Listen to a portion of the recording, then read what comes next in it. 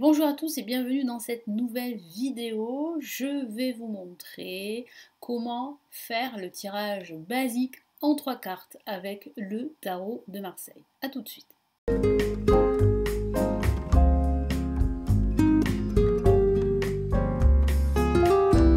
Alors je me présente rapidement, je suis Lani, tarologue de la chaîne Le Tarot de Lani. Sur cette chaîne, vous découvrez l'art divinatoire, la tarologie. Je réalise des vidéos tutoriels, des revues sur différents tarots. Vous allez pouvoir découvrir la spiritualité ici sur cette chaîne, donc n'hésitez pas à vous abonner si mon contenu bien sûr vous intéresse. Allez, nous allons commencer tout de suite par un premier exemple. Alors, vous pouvez réaliser ce tirage pour vous, mais si vous souhaitez réaliser ce tirage pour une autre personne, je vais vous donner un exemple. Par exemple, Monique vient vous voir et elle souhaiterait savoir comment va évoluer sa situation professionnelle. Ça fait 6 mois qu'elle est en poste, elle voudrait savoir en fait si ça va évoluer, si ça va bien se passer. Si elle va pouvoir en fait rester longtemps dans cette entreprise. Allez, vous mélangez vos cartes. Vous pouvez utiliser toutes les cartes, donc les arcanes majeures et les arcanes mineures si vous le souhaitez, ou vous pouvez utiliser uniquement les arcanes majeures. C'est ce que je vais faire ici pour vous. Ça sera plus facile, surtout pour les débutants. Donc vous rassemblez, comme je l'ai fait, le tas de cartes et vous disposez vos cartes devant vous. Donc sur votre gauche, vous avez le passé, ici vous avez le présent et là sur votre droite vous avez le futur. Donc vous retournez vos cartes, le monde, l'empereur et ici le soleil. Alors, pour le passé avec le monde, ici j'ai la sensation qu'elle était à la recherche, que Monique était à la recherche de sa place dans le monde du travail. Pourquoi? Parce que pendant pas mal de temps, elle ne se sentait pas bien au travail, elle ne se sentait pas à sa place. Donc elle était en quête d'harmonie, en quête aussi de bonheur au travail. Voilà. Donc ça c'est le passé.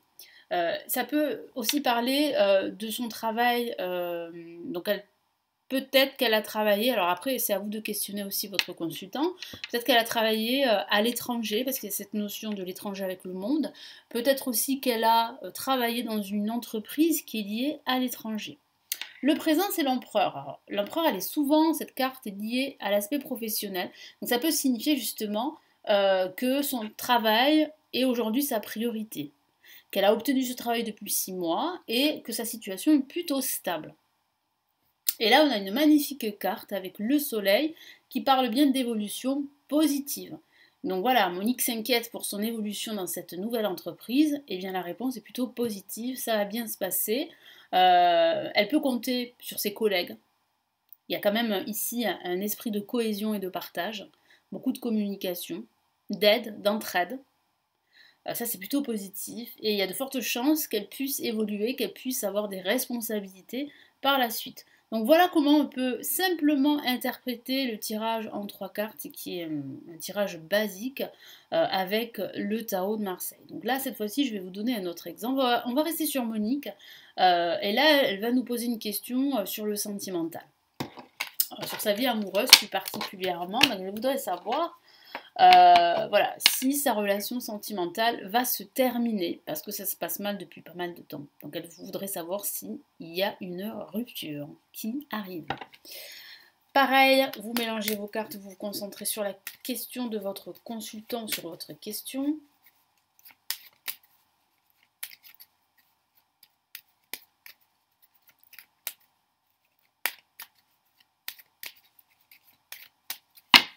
Vous coupez le tas en 2 ou en 3, vous rassemblez.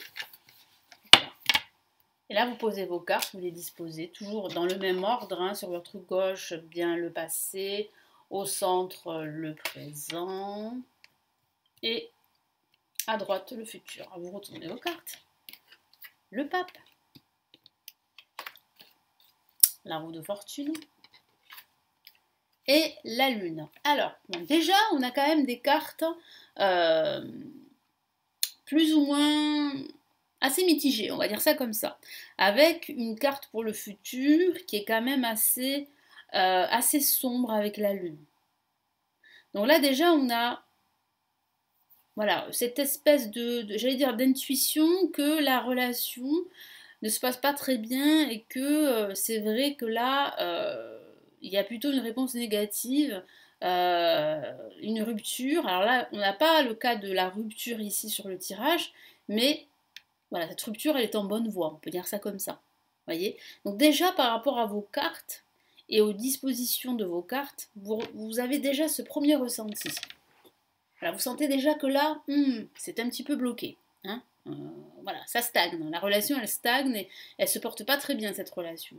Donc là, avec le passé, le pape. Donc on voit bien, en fait, avec le pape que dans son passé, cette relation, bah, c'était une relation avec beaucoup de communication et de partage, de soutien aussi.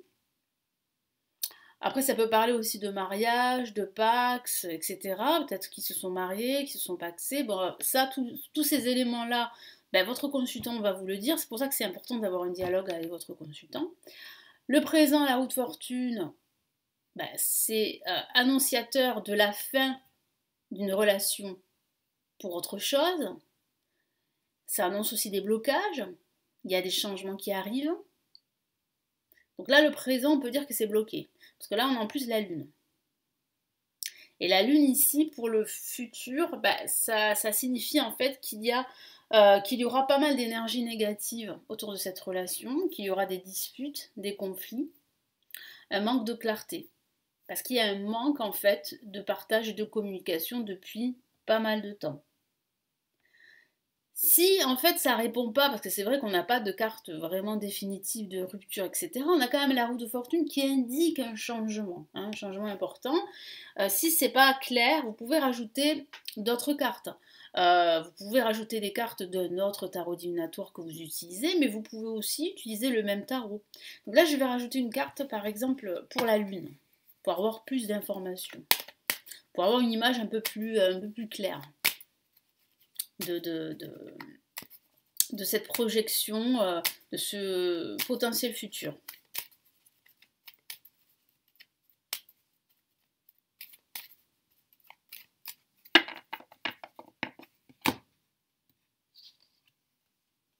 Tempérance. Là, avec la lame tempérance, ça signifie qu'il va falloir en fait mettre de l'eau dans son vin pendant quelques temps, qu'il va falloir patienter, qu'il va falloir vraiment être à l'écoute, se ressourcer, parce qu'il y aura pas mal de hauts et de bas encore. Donc c'est vrai qu'il n'y a pas vraiment de rupture, mais c'est dans cette voie-là que se dirige cette relation. Et si c'est pas encore clair, ce que vous pouvez faire, c'est rajouter encore une autre carte. Là, par exemple, là j'ai sous la main un autre tarot divinatoire. Je vais l'utiliser. Je vais me concentrer sur la question de Monique, sur sa relation. Vous mélangez vos cartes.